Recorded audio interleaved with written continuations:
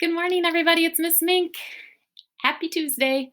Today we're going to just take a look at how we add fractions with unlike denominators. So yesterday you did like denominators when they were the same. Now they're going to be different. So what we're going to take a look at are 3 simple steps that we need to remember. 1, find a common denominator. 2, rewrite your problem so that you can solve it. And number 3, simplify your problem, bringing it to lowest terms, the lowest possible fraction. So our first problem today is 1/2 plus 5/8. Okay? And what we're going to do is we are going to find what's called the least common denominator. So I'm going to take my 2 denominators, 2 and 8. Okay? And I'm going to find the multiples of that number to see if we can find one that matches. Okay?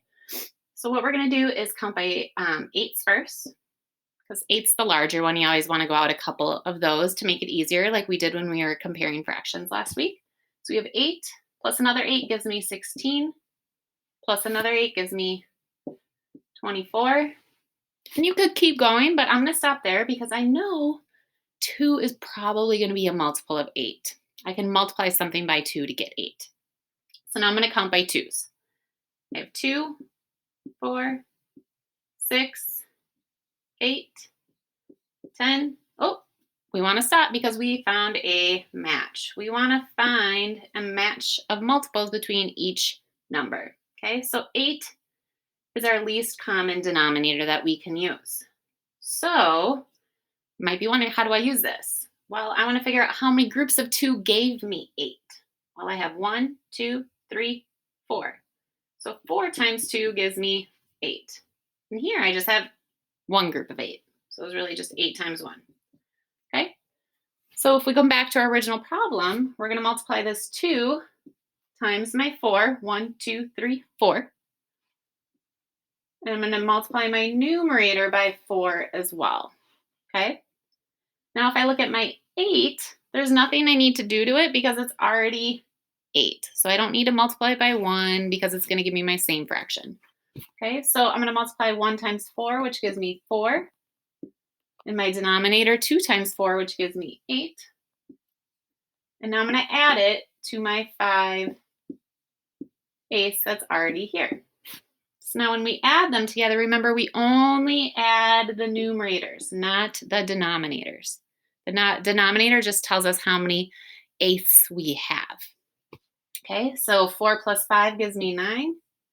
And our denominator stays the same. Okay, but now if I'm left with my answer as 9/8, this is an improper fraction. And we don't want to leave our answers as improper fractions. That's a big no-no.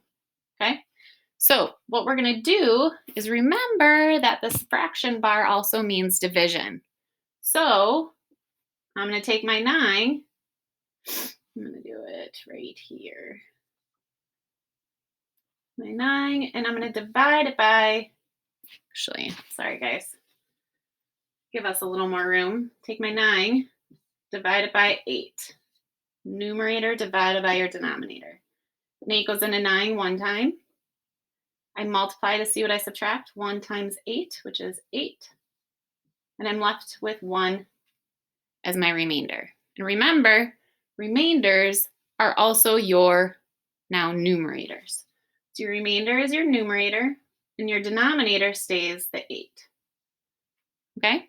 So 9/8 is the same as 1 1/8 as a mixed number. This would be the answer you would want. Okay? We're going to take a look at another one. So find your common denominator. Okay? Rewrite your problem, and then simplify to get your final answer.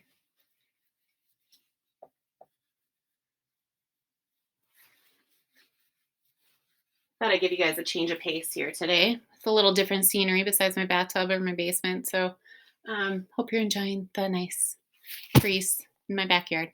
All right. Our next problem we're going to do together is 3/6 plus 1/4 Yes, did I tell you how much your teachers miss you? They miss you a lot. Yeah, it's really hard for us to be away from you.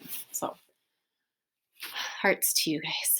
All right. Next one. We are going to add 3 6 plus 1 4. So once again, we need to find our common denominator. That's our first step because they're not the same. Okay. So I'm going to put my 4 and my 6 down here. And we're going to figure out what are our multiples of 4 and 6 and see if we can find one that's the same. So I'm going to start with my bigger number. I'm going to count by 6s. So 6, 12, 12 plus another 6 is 18. 18 plus another 6 is 24, and so forth. You could keep going, but I would only go out about 4 numbers and see if you can find a match. All right, and now we're going to count by 4. So we have 4 plus another 4 is 8, plus another 4 is 12, plus another 4 is 16,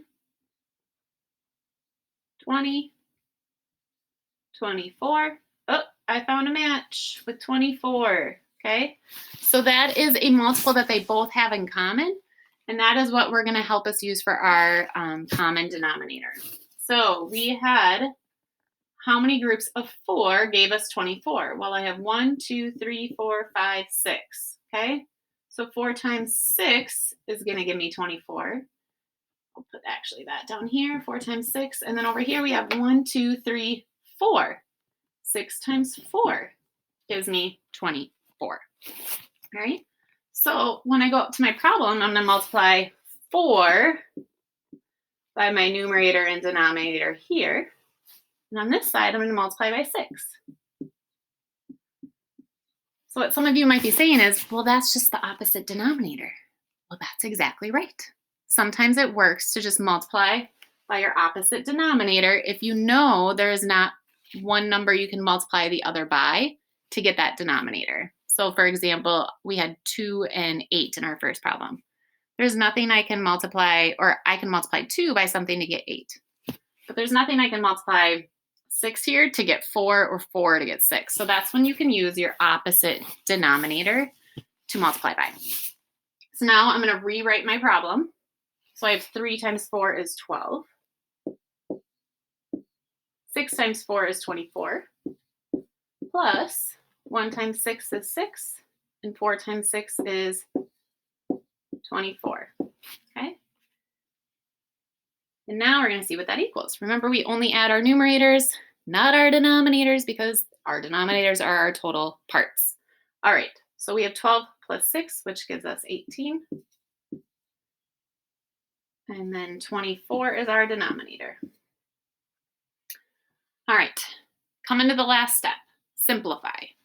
How do we simplify this? Well, we always can start with 2. That's kind of what is my rule of thumb, what makes it easy for me to get my numbers even smaller.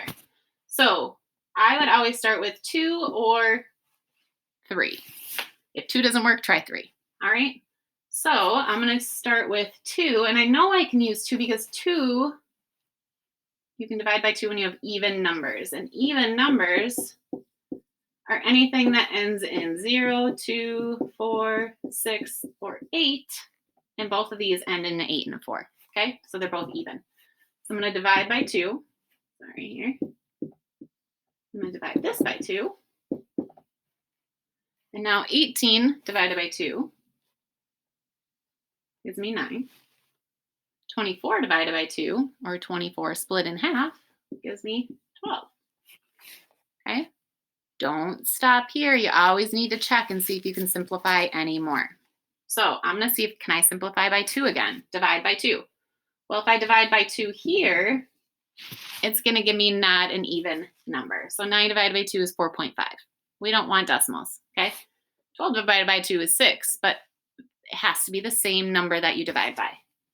So now this is when, if 2's don't work, then move on to 3's, okay? So now I'm going to try 3. 9 divided by 3 is 3. 12 divided by 3 is 4, okay? And then the last step, try it again. Can I divide anything into 3 and the 4, that's the same. Well, I know I can only divide 3 by 3, and that gives me 1. But 4 divided by 3 is going to give me a decimal number too. Okay? So I am done when I get to 3/4. That is in lowest terms. Okay? That means that I have simplified it. So there's going to be a variety of different problems today. Make sure you take your time. If it's improper, change it into a mixed number. If you can simplify it, simplify it. All right? Sometimes you don't need to simplify it either. So good luck. You're awesome. Have a fabulous Tuesday. Deuces.